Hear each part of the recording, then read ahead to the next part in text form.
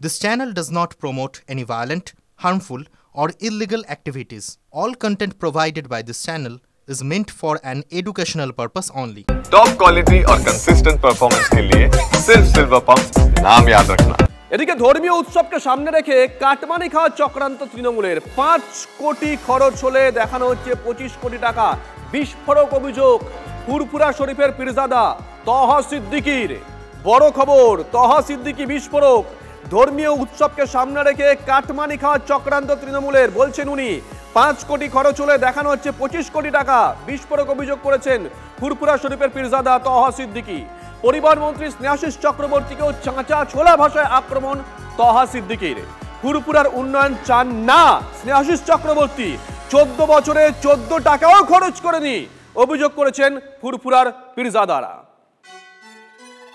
স্নেহাশিস, আমার ভয় হচ্ছে এই ঈশ্বর সবে আসলে বাংলার মানুষ এখানে আসবে, তার ঘাট ধাক্কা দিয়ে তাকে বের করে দেবে না তো? আমার ভয় হচ্ছে। কারণ স্নেহাশিস ফুরফুরা শরীফের প্রতি শুরু থেকে অনিয়া। ফুরফুরা শরীফের কোনো উন্নয়ন স্নেহাশিস চাই না। চ্যালেঞ্জ করতে বলুন যে ফুরফুরা দরবার শরীফের জন্য 14 বছরে 14 টাকা উনি খরচা করেছে। 14 টাকা ফুরফুরা দরবার শরীফের জন্য খরচা করেছে। কয়েক কোটি টাকা খরচা করে মুসাফের খানা করেছে।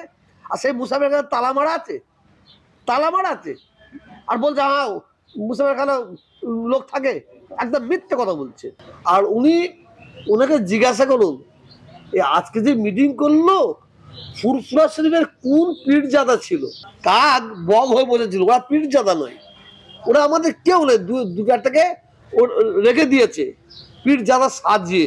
ওরা সত্যি বলছে আমাদের পীর সাহেব ফুরফুরা পীর সাহেবের কেউ নাই।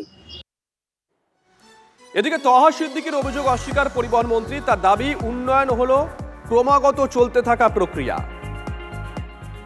ডেভেলপমেন্টটা তো একটা কন্টিনিউয়াস প্রসেস, ফলে ডেভেলপমেন্ট চলছে, ডেভেলপমেন্ট চলতে থাকবে।